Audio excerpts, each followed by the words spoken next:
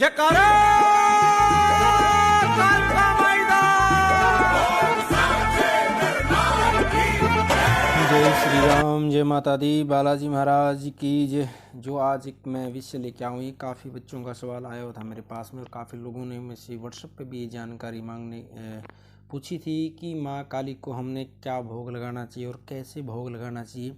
माँ काली कौन से भोग से जल्दी सवारी में आती है और माँ काली किस भोग से जल्दी का प्रिय भोग क्या है और महाकाली को किस समय हमने भोग देना चाहिए और महाकाली किस भोग को किस समय पर स्वीकार करती है। कुछ बच्चों ने काफ़ी ऐसे सवाल किए थे और किन किन कैसे हमने भोग लगाना चाहिए। सीधी मूर्ति के सामने हम माँ काली को भोग लगा सकते हैं या फिर अंगारी साधना के समय कहाँ कैसे भोग लगाना चाहिए या नॉर्मल कैसे भोग लगाना चाहिए। तो काफ़ी सवाल मेरे पास ये आए हुए थे, तो इन सभी सवालों का मैं वीडियो के माध्यम से सभी को बताऊँगा। और यदि आपने जानकारी की आवश्यकता तो वीडियो को अंत तक ज़रूर देखना।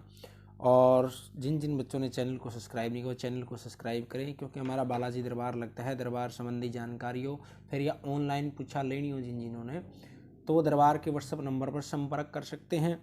और यंत्र मंत्र तंत्र पूजा पाठ की जानकारी के लिए आपको वीडियो पर चैनल पर मिलती रहती है और चैनल को सब्सक्राइब करें। सबसे पहले तो महाकाली को हमने किस तरह का भोग लगाना चाहिए और महाकाली किस चीज़ के भोग से प्रसन्न होती है और सबसे प्रिय भोग क्या है माँ काली का और किसको स्वीकार करती है। कैसे कैसे हमने भोग के प्रसाद के साथ में क्या हम लौंग के जोड़े का भोग दे सकते हैं। लौंग के जोड़े का भोग हमने क्यों देना चाहिए और मीठा पान किस समय लगाना चाहिए। माँ काली को सबसे पहले तो हमने भोग जो लगाते हम, कुछ बच्चे क्या करते हैं लौंग बतासे का भोग लगाते हैं, वो भी सही होता है। कोई लड्डू का भोग लगाता है, मिश्री का भोग लगाता है और हलवे का चने का भी भोग लगाते हैं, इमरती का भोग लगाते हैं। लेकिन माँ काली को जो सबसे प्रिय भोग है और वो भोग है माँ को पान और पेड़े का भोग। और यदि आप पान पेड़े का भोग लगातार नहीं दे सकते, जैसे पान पेड़े का भोग हमने माँ काली को शनिवार को लगाना चाहिए, मंगलवार को लगाना चाहिए। यदि कुछ बच्चे लगातार साधना करते रहते हैं, साधना वाले जो बच्चे होते हैं उन्होंने अंगारी के ऊपर लगातार भोग देने के लिए अंगारी का प्रयोग करना चाहिए।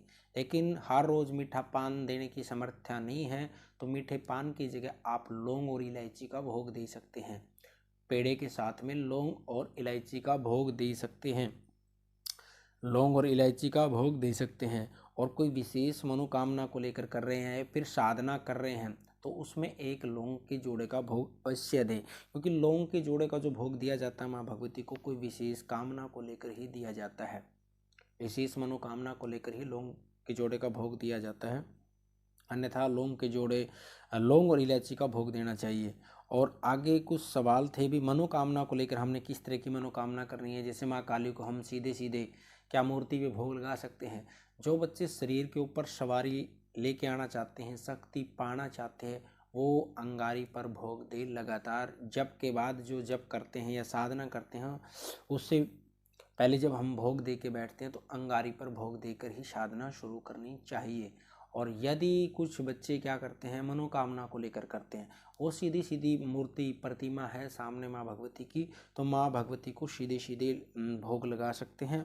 उन्होंने कोई अग्नि चेतन करने की जरूरत नहीं है, वो सीधे सीधे माँ भगवती को भोग लगा सकते हैं। क्योंकि जिन बच्चों ने सवारी को चेतन करना है, जो हम अग्नि के माध्यम से देते हैं, वो अग्नि देवताओं का दूत है और उन देवताओं तक ही वो भोग अग्नि के माध्यम से पहुंच पाता है। और प्रतिमा के सामने हम जो विशेष मनोकामना को लेकर कर रहे हैं तो उसमें हम शक्ति को सीधा सीधा भोग दे सकते हैं। और कुछ सवाल आए थे मेरे पास भी, साधना के अंदर क्या हमने हर रोज़ लौंग के जोड़े का भोग देना चाहिए। विशेष रूप से जब हम साधना कर रहे होते हैं तो विशेष ही होती है, वो साधना जो कर रहे होते हैं वो विशेष होती है। विशेष का मतलब कि हम शरीर पर शक्ति पाना चाहते हैं साधना के माध्यम से, तो उसके लिए हमने साधना में लौंग के जोड़े का भोग अवश्य देना चाहिए और अंगारी पर ही देना चाहिए।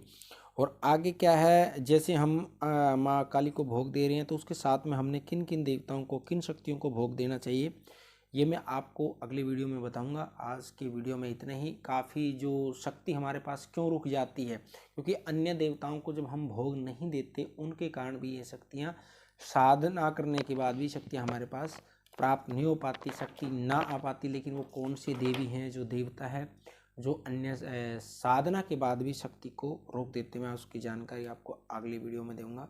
आज की वीडियो में इतना ही। यदि वीडियो आपको अच्छी लगी तो वीडियो को लाइक करना और चैनल को सब्सक्राइब करना।